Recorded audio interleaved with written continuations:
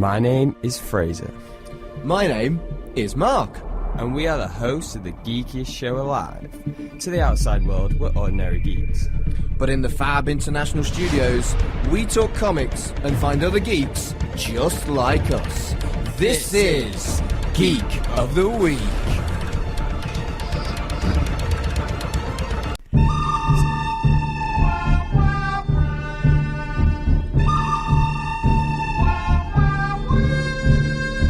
It's time for trade-off. At least you didn't go high. Get your comics from the loft. Good grief. Yeah, guys, it's a trade-off. Oh my goodness, why are you still playing? Stop. You did that last week as well. It's, you know what? It's the good, the bad, and the ugly. It really wants to keep playing. It's like, no, it's the Cowboys and all of us taking over the music. Do you have to do that silly talk over stuff? Everyone knows that the good, the bad, and the ugly. Trade-off. Please don't. It's trade-off. I apologise Get to your all the comics dogs listening. From the loft. That's better. That's how you know it's trade-off. You were super butch then. Well, so, the way I know, it's felt bizarre. right. The way trade-off works is, now, me and Mark have very... Again, who is this I? Are you doing another show without me, with this guy called I? Well, Terrible name. Get on with it. Stupid name. I and Mark, No. apparently. No. Apparently, this I and Mark are very chums. I bet you both get on as well. I bet you both agree on trade. Are you now, gel? No, it's fine. I've got a show called Fraser and I. Have you? Yeah. Yeah. Well, Apparently, you talk about it. Right. Get on with it. So, I have very, very family-friendly tastes. Marvel, DC, Archie, IDW, all them. Very, very family-friendly. A few Disney comics. Mark is very much adult. Not in a sort of dark side of the internet kind of way. More like he likes his sci-fi, his horror. I'm a very big fraidy cat, so horror's kind of a bit of a sketchy one for me. I like my Archie horror, but that's only because it's, you know, almost family-friendly horror. Right. But a lot of the times, whenever I give Mark a book, it'll be a family-friendly one. Usually, sometimes, most of the time, Spider-Man. And whenever Mark gives me a book, most of the time it's Image. It's not like I don't like superheroes and family-friendly stuff. It's just I've got No, he doesn't. He hates it. He hates it all. He looks at me. How dare you give me Spider-Man? That's not true. I like Spider-Man. I'm like just not Archie. completely obsessed Archie, what? like you. What a bunch of losers! That ginger-headed freak. Get on with it. I see how it is. Right. Anyway, Dissing Jughead in his his beanie. Right. This week I gave Fraser Postal, which is a Top Cow comic. So it's not Image. No. He says all I read is Image, which isn't true. But I gave him Postal. No, that's my mean version. What did you think of Postal, Fraser? I really dug Postal. That it's the place called Eden in like Canada or something. Mm-hmm.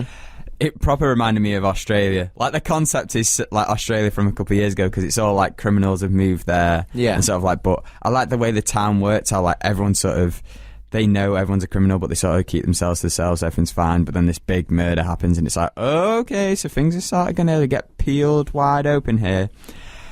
So that, like, the concept from the beginning was interesting, and I loved our main character, who's got, like, Asperger's syndrome. Yeah.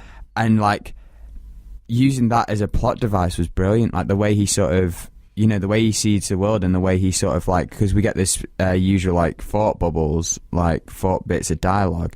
And the way that works was kind of interesting. And it made you sort of appeal to the character more. Like, it's used a lot in comics, that. But I feel with this, like, syndrome and the way he's sort of going to work out this murder. And why he wants to work out this murder. I thought that it was a really sensitive take on Asperger's. Like, very real and not sentimental and patronising, but very kind of... accurate in its portrayal of the way people with Asperger's think. I have friends with autism, with Asperger's, and it rang true for me, and it could have been hokey, but it worked really, really well. Yeah, and I dug the family dynamic as well. Like the mum sort of like, oh, I used to blame it on me, but it's clearly not. And then, yeah, there's stuff with the father and stuff like that. It was really interesting as well. That it was the trade was 1-4. I was like, oh right, so this is going to be a bit of a, because I was gutted. I went over to Wales this week, and I actually forgot my I usually read, if I've got a trade and I'm going travelling somewhere, I'll take the trade with me, and I actually forgot, and I was like, oh no, this is going to be a big intense read because I hadn't actually looked how big the trade was yet, and I was like, oh no, my luck, it's going to be a big fat trade. I'm going to have to bash it all in like one day. And then it was 4 issues. It's like, oh, brilliant. And it was one of them where I was like, I just kept reading. I was like, okay, this is really. It was 4 very good quality issues. Exactly. Oh no, yeah. I'm not like the more the like if it was like that all the time. Ooh, nice. Oh, there. One thing I liked about it is, again, we've talked about this today. We talked about it last week about how some stories benefit from being in a trade. I think the first issue was good, but after the second issue, you were completely hooked. Hooked in, yeah. So it's similar to what could have potentially been the case with The Warning that I'm now not going to read. Yeah. But because I've read the trade, it hooked me after the second. They call them chapters in the trade, but it was clearly each issue. Slow burn, isn't it? Yeah. I think, yeah. And again, a lot of trades do benefit from that. You continually reading, and you know, if you do read it as single issues, I guess a lot of the time you don't just pick up a random issue. You sort of, most of the time you want to read that, or you've got some inclination, so you sort of do stick with it. So, but yeah, enjoyed the trade. Enjoyed it very, very much. Did you notice that the lettering was slightly different to usual? Yeah, and I think it kind of works with the Postal sort of him being the delivery sort of. I did like that. Letter. I also, there was a nice little, I think the writers of this are Star Wars fans, because there was, and I got very confused because I actually thought they called a character Mark Hamill, but there was a Mr. Hamill, and then the next page, the main character is called Mark. So there was a Hamill mentioned before, and then a Mark there, and I was like, a good name. I was like, wait a second, what's going on here? But yeah, no, I dug it. I dug it. Have you read The Curious Incident of the Dog in the Nighttime? I'm going to say no. No. Okay, well, that's a book by Mark Haddon, which is about a young man who investigates a crime, and he's got autism as well.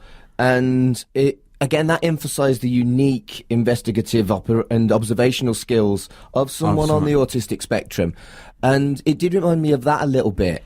It would be cool to see that in more, I think, media as well, like in a TV show or in a film, like, again, like a Sherlock kind of situation. Because Sherlock, for me, has always sort of seemed like he's just got these superpowers. And almost in a way, this syndrome can be sort of seen in a more like concrete, actual, real world situation. Like, it is a different approach to looking at stuff, and you see stuff that maybe people without the syndrome don't see, and it is beneficial. And it'd be cool to see. I'd really dig seeing this in a film, or maybe more a TV series, like it's continuous mysteries. Amazon Prime or something. You know what? Amazon would totally pick this up. Yeah. They love picking up like indie books and stuff like that. Preacher, Lucifer. Yeah, exactly. So I can see that happening. I'd dig that. Postal. So do you want to read the rest of Postal, Fraser? How much is there so far? Still ongoing, I think.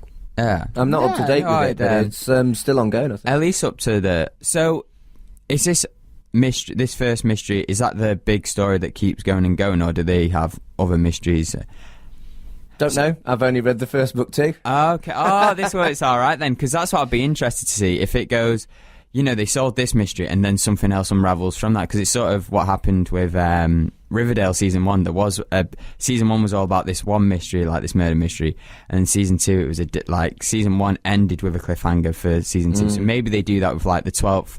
They solve it in the 12th one, but then there's something else, because again, with the setting they've set up here, a bunch of criminals in one place, and they all sort of live in cohesion. When one thing gets disrupted, everything sort of falls out of the way, and there is someone in there now trying to ruin this place. So yeah, I'd probably check it out.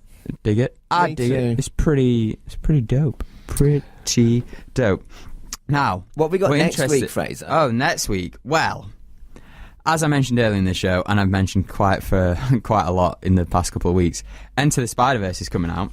So I'm lending Mark Spider-Man, the first one, because the Spider-Man... First ever crossover, right? Yeah, which is really, really cool, and I'm really excited and it's a good lead-up for that film as well, I feel. I was going to do Spider-Verse, but that is a huge trade, and might have to be split into 2 or 3. So that might come off in trade-off maybe when the DVD comes out or something, or I feel maybe once you've seen the film, it might sort of help you read Spider-Verse, because when it comes to crossovers and stuff like that, and like connecting the universes, it can get confusing, and maybe seeing it on the big screen before you read it might help just a little, and you can sort of see, oh, so that's where the influence is. sort of come from. To listen to Geek of the Week, be sure to tune in next week. Same geek time, same geek channel. And if you want to follow us on social media, it's at GOTW Radio on Twitter. Search for Geek of the Week Radio Show on Facebook. And to listen again, it's www.mixcloud.com/Geek of the Week Radio Show.